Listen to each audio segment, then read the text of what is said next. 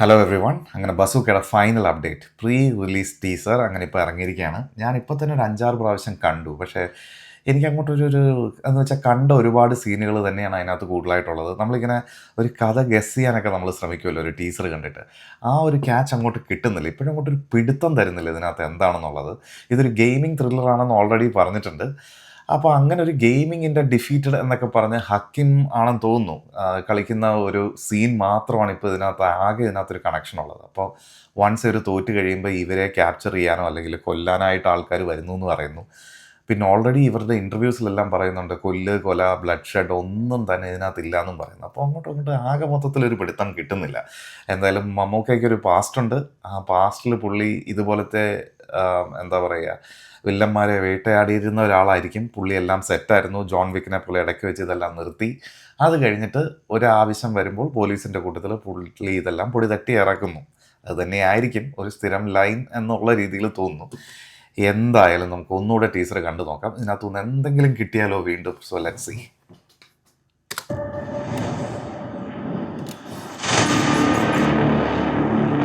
ആ കിടക്കുന്ന കാറുമായിട്ടാണ് പുള്ളി ആദ്യം വരുന്നത്.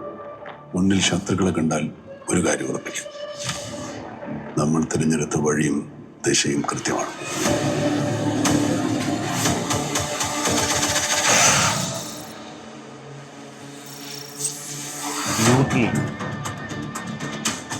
ഇതൊക്കെ കണ്ടിട്ടുണ്ട്, പഴയ കുറേ തോക്കുകളൊക്കെ നമ്മൾ ഇതൊക്കെ നേരത്തെ കണ്ടതാണ്. ഡിഫീറ്റ് അത് ഹക്കിമല്ലേ, ഹക്കിമാണെന്ന് തോന്നുന്നു ആ തോറ്റത്. അപ്പോൾ എന്നിട്ട് അവരെ ക്യാപ്ചർ ചെയ്യാൻ വന്നതായിരിക്കും. പുള്ളിയുടെ സ്ഥിരം കിക്കാണ് ഇടങ്കാല് കൊണ്ട് വളഞ്ഞൊരു ചവിട്ട്. അത് സ്ഥിരമുള്ളതാണ്. ഈ പ്രായത്തിലും അത് എടുക്കാൻ പറ്റുന്നുണ്ടല്ലോ.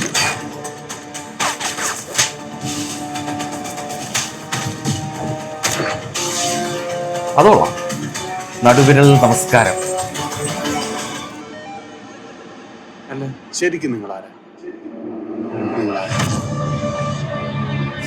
ആരാ? നാളെ ഒരു ഐഡിയ കിട്ടും എന്തായാലും. അപ്പോൾ ശരിക്കും നിങ്ങൾ ആരാന്നുള്ളത് തീർച്ചയായിട്ടും നാളത്തേക്ക് നമുക്ക് അറിയാൻ പറ്റുള്ളൂ. നാളെ ഞാൻ ഏതാണ്ട് ഉച്ചയ്ക്ക് ഇവിടുത്തെ 1:30, അതായത് മെൽബൺ ടൈം 1:30 ഷോ ബുക്ക് ചെയ്തിട്ടുണ്ട്. സോ അത് കണ്ടു കഴിഞ്ഞിട്ട് ഉടനെ തന്നെ റിവ്യൂ ഇടാം. ബട്ട് ഇതിനകത്ത് എനിക്ക് തോന്നിയത് ഇതുവരെയും കഥ യാതൊരു പിടുത്തവും കിട്ടുന്നില്ല. മമ്മൂട്ടിക്ക് മൾട്ടിപ്പിൾ ഗെറ്റപ്സ് ഉണ്ടെന്ന് പറയുന്നു. അങ്ങനെ പറയുന്നതിൻ്റെ വക്കിൽ വരെ എത്തി ഇൻ്റർവ്യൂയുടെ ടൈമിൽ.